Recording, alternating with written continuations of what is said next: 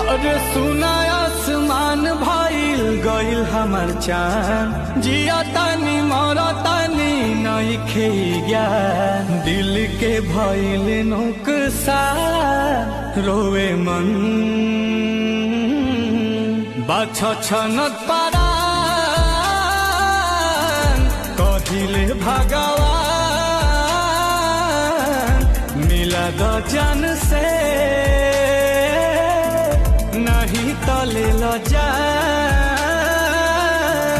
बाछ छनत पारान, कहिले भगवान